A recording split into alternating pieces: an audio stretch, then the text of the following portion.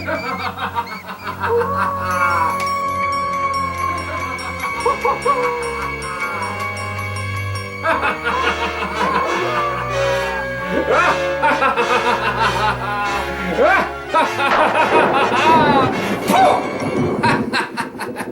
I scare you?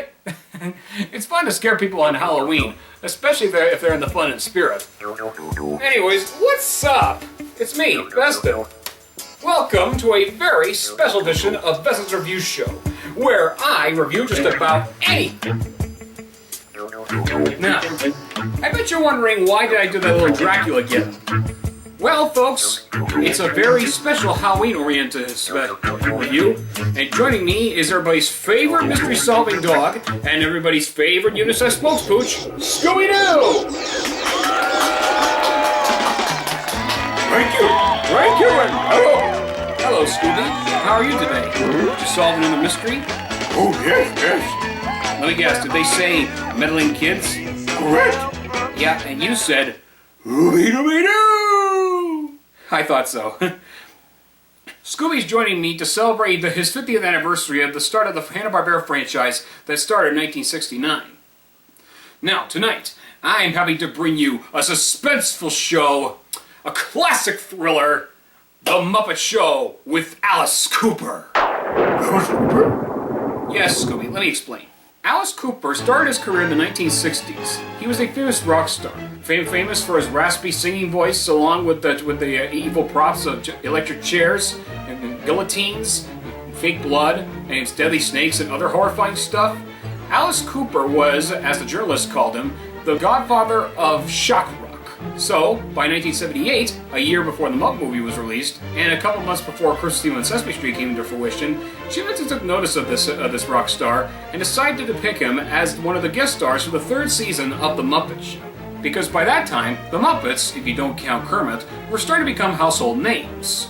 And here's a fun fact I should mention. This episode was voted as #1 on the top 10 best Muppet Show episodes by Watch Mojo.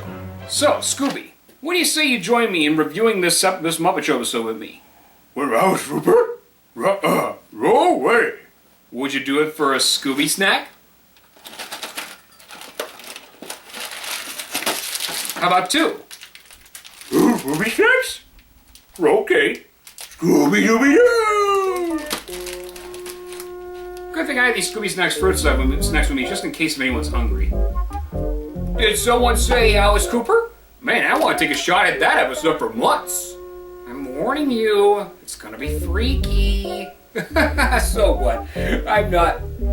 Yeah, Veston may be right. So, I'm not scared of anything. Well, what actually makes it so creepy? Well, it's got some creepy looking Muppets and some Alice Cooper shock rock songs. Oh. Well, I'm pretty sure this is just gonna be something silly. It's really not gonna be scary at all. Yes, it is. That's what you think? Let's get started and see how scary it really is. Okay, scaredy cat. I am not. Yes, you are. Yes, you are. You'll see. Yeah. Ladies and gentlemen, let the scariness begin! The episode opens with the usual cold open of Scooter telling Alice Cooper to get ready for his gig tonight. Except this time, the dressing room is much more darker than usual. And Scooter notices something very unusual. I think there's something you should know. Yes? These monsters aren't ours. I know. They're mine.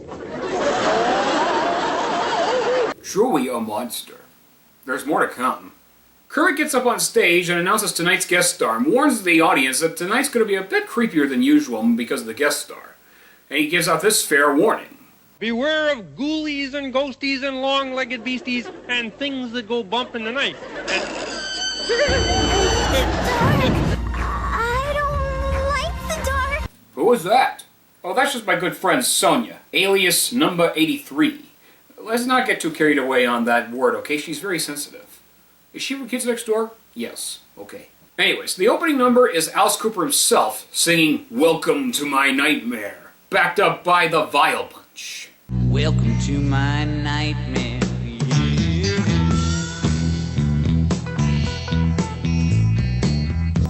Now, take a look at the choreography with Alice Cooper and that spirit-looking ghost. Get this, folks. The choreography for this episode was actually done by Gillian Lynn. She did a lot of choreography for the show along with Norman Maine. Here, she taught Alice Cooper a lot of the vampire-like dance moves. And the music number ends with Alice Cooper giving us the eerie, green, glowing close-up of him. What? He's looking at me! He's looking at all of us. Where do you suppose he got the name Alice? Oh, it's a family name. He was named after a maiden uncle. Backstage, Kermit congratulates Alice on his performance because he knows very well that Alice was great to be a rock star. This, of course, lets Alice show Kermit a special kind of contract that some guy runs, and he could guarantee to make anybody a rock star. Kermit then says he was only half kidding and he wanted to be an astronaut too. As he reads it over, Kermit gets a bit anxious. You must be kidding. Why, how can he guarantee that? And what must it cost? Not a penny, just your soul.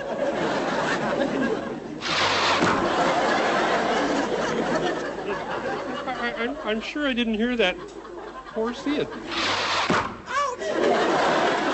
But that I heard. Kermit's getting scared of Alice Cooper, almost as much as Sonia's afraid of the dark. Dark room! No! Anything but that! Please, no! Quiet! Dr. Bunsen Honeydew, here at Muppet Labs where the future is being made today. The following sketch is Muppet Labs, hosted by Dr. Bunsen Honeydew and Beaker. Now for this one, they demonstrate the germ enlarger, in which if one drop of germ enlarger is added, the germ will become much more larger and much more easier to examine on. Now, for this germ, it's called Streptococcus yuccotherium. See? I said that pretty easily. Now, once Beaker adds in one drop of the enlarger, he gets engulfed by the germ himself. This germ was made from plastic wrap, cellophane, and coat hangers. Nice special effect, isn't it? Backstage, Gonzo reads the contract and asks Kermit about it. And Kermit tells Gonzo that it reminds him of the Faust story, because one time Faust sold his soul to the devil and in return became rich and famous. This, of course, prompts Gonzo to try to look for a pen so he can sign it. I'll give you all my chickens for a pen. I'll sell my soul for a pen. No, I have other plans for that. Why would he want to sell his soul for a pen? I don't know.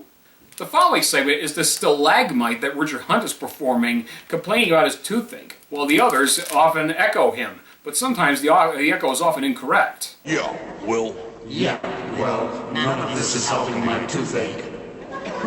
you took the words right out of my mouth. Pity you couldn't take the teeth as well. Who was that? Don't look at us. Whoa. I've never known a toothache this bad before. He's never known a toothache this bad before. Ah! They're looking at me! Or what you get? In Alice's dressing room, Sam the Eagle barges in and blames his criticism. You, sir, are a demented, sick, degenerate, barbaric, naughty freako. Why, thank you. Freakos 1, civilization 0. Everybody's a critic. Who ordered the slightest sandwich?